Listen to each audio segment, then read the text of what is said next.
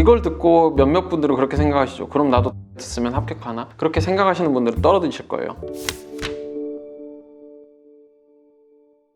제일 많이 듣는 게 제 경험은 특별하지 않아서요. 제 경험은 좀 너무 평이한데요. 제 인생은 굴곡이 없는데요. 그렇다고 회사를 다녀보면 회사 다니는 지인들, 동료들, 또 회사원들이 그렇게 특별히 굴곡진 인생을 산 사람들이 많이는 없어요. 결국은 평범한 사람들의 평범한 스토리로 합격을 하는 게 회사고, 그런 사람들이 다니고 있는 게 대기업이고, 그런 사람들이 모여있는 곳이 기업이거든요. 결국은 스토리가 평범하다는 게 문제가 아니라 그냥 그 상황에서 그 평범한 스토리로 어떻게 이제 합격을 했는지를 사실 볼 필요가 있는 것 같아요. 너무 평범한 것에 대한 걱정만 앞서면 이제 와서 인생 다시 살 수는 없잖아요. 엄마한테 이야기해서 뱃속으로 다시 들어가서 시작할 수도 없는 거고, 대학교를 다시 들어갈 수도 없는 거고, 결국은 지금까지 있는 걸 가지고 풀어야 되기 때문에 이게 뭐 경험이 특별하다라는 것에 대해서는 웬만해서는 정말 너무 얽매이지 않았으면 좋겠고요. 그러면 기억에 남는 자기소개서를 좀 이야기를 해드리고 싶은데, 제가 기억에 남는 자기소개서는 굉장히 많이 봤음에도 불구하고 한 몇 가지가 있는데, 그 중에서 정말 기억에 남았던 거는 본인의 다이어트 이야기를 썼던 자기소개서거든요. 어려움을 극복했던, 혹은 좀 본인이 좀 발전적으로 무언가를 해보고 싶다라는 경험을 다이어트를 통해서 풀었는데, 다이어트라는 이 토픽만 놓고 보면 다이어트는 인류의 절반인 여성들의 평생의 과제이고, 남성들도 요즘은 다 하고 있기 때문에 모든 사람들이 보편적으로 겪는 경험, 심지어 저도 오래 했기 때문에 다이어트는 정말 모든 사람들이 겪는 너무나 일반적인 경험이거든요. 근데 이 다이어트라는 경험이 왜 기억에 남느냐, 본인이 자기소개서에 썼을 때에는 이 다이어트를 시작한 계기부터 해서 실제로 이 다이어트를 하기 위해서 수행했던 데일리 루틴, 그리고 그 과정에서 조금 더 본인이 노력했던 일지들, 또 준비했던 식습관들, 혹은 여러 가지 이런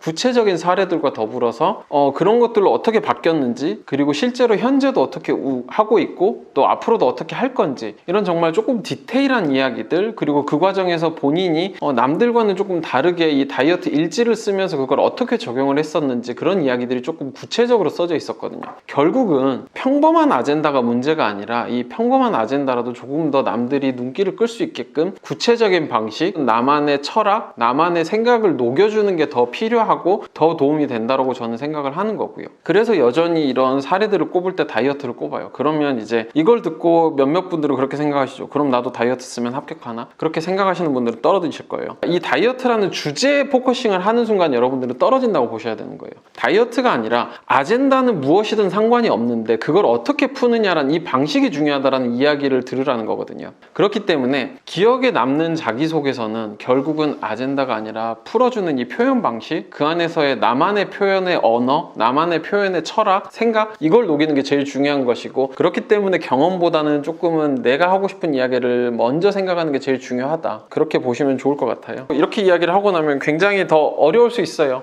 당연히 어렵죠. 제가 수차례 말하지만 이렇게 말해서 한 번에 될 것 같으면 여러 번 나오지도 않고 한 번 만든 영상으로 여러분들도 다 정답을 냈을 거고, 여러분들도 이미 다 취업을 했을 거예요. 그게 어렵기 때문에 계속 이렇게 하는 건데, 결국은 내 경험을 조금은 디테일하게 쪼개볼 필요도 있고요. 뭐 아까 말했던 다이어트라고 했을 때는 실제로 내가 다이어트를 한다고 하게 되면 다이어트를 왜 했는지, 그리고 이걸 하기 위해서 내가 어떤 식으로 준비를 했는지, 내가 식단 관리는 어떻게 했었는지, 내가 날마다 이걸 위해서 어떠한 노력들을 했는지, 원래는 이렇게 했었는데 이런 것들을 줄이기 위해서 어떠한 고민을 했었는지, 이런 것들을 어떠한 것들을 포기했는지, 이런 스토리들이 있는 거거든요. 이 스토리를 구체적으로 써놓고 그 안에서 그럼 이런 포인트를 이야기를 하면 이 사람들이 관심이 있겠다, 이런 식으로 이야기를 추려나가야 되는 거거든요. 결국은 학교에서 진행했던 프로젝트, 아니면은 내가 경험했던 아르바이트, 내가 했던 뭐 교환학생, 이런 것들 하나하나 있는 사례들 중에서 그것들을 스토리를 길게 디테일하게 풀어놓고 그 안에서 이제 이야기를 풀어가는 게 저는 더 좋다고 말을 하는 거고요. 결론적으로는